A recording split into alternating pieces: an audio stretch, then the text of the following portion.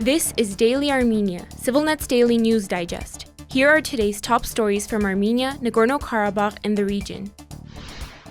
Nagorno-Karabakh President Arayik Harutyunyan issued a formal disaster declaration yesterday, citing widespread shortages of food, energy, medicine, and other essentials as Azerbaijan's 7-month blockade continues.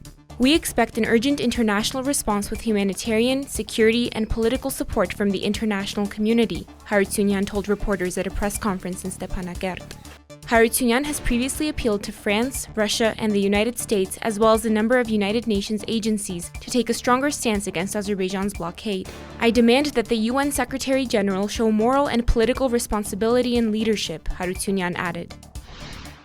In related news, as of today, all public transport has been suspended in Nagorno-Karabakh amid widespread fuel shortages caused by Azerbaijan's 7-month blockade. Public transport was already halted in Stepanakert last week, but until today, public buses and minivans had continued running routes between Nagorno-Karabakh's regions.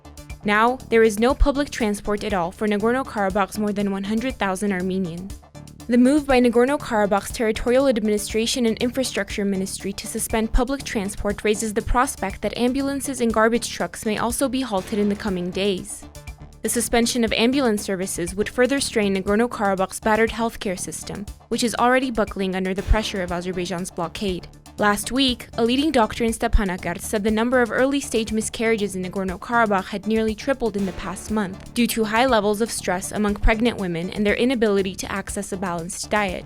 The suspension of waste collection could also have devastating public health and environmental consequences.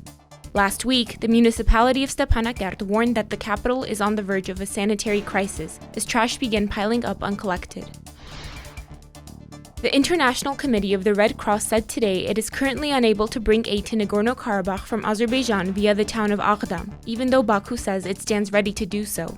Despite persistent efforts, the ICRC is not currently able to bring humanitarian assistance to the civilian population of Nagorno-Karabakh through the Lachin corridor or through any other routes, including Aghdam, the Red Cross said in a statement, adding, "We are calling on the relevant decision makers to allow the ICRC to resume its essential humanitarian operations in the area." That comes despite the fact that European Council President Charles Michel noted Azerbaijan's willingness to provide humanitarian supplies via Aghdam to Nagorno-Karabakh after talks with leaders of Armenia and Azerbaijan earlier this month.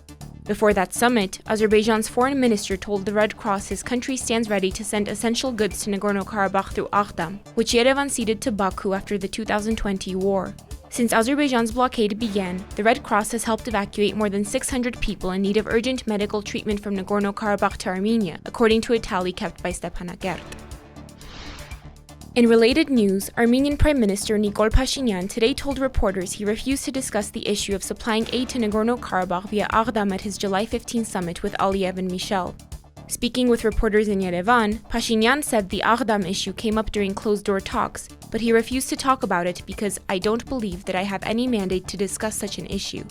Pashinyan continued, "I have a mandate to discuss the issue of the Lachin corridor. Therefore, in these platforms, we only discuss issues related to the illegal blocking of the Lachin corridor." You can find our full write-up of Pashinyan's press conference on civilnet.am. In an exclusive interview yesterday with Spin magazine, renowned Armenian American musician and activist Serj Tankian urged Azerbaijan to lift its 7-month blockade of Nagorno-Karabakh and called on the United States to do more to support the region's more than 100,000 Armenians. Tankian, alongside a number of other well-known musicians and actors, has also drafted an open letter calling for a stronger international response to Azerbaijan's actions in and around Nagorno-Karabakh. And finally, the CivilNet number of the day is 26. That's the percentage of families in Armenia who heat their homes using wood, according to the latest government figures. And, as always, please follow CivilNet for the latest news and independent reporting from our contributors on the ground in Armenia, Nagorno-Karabakh, and the region.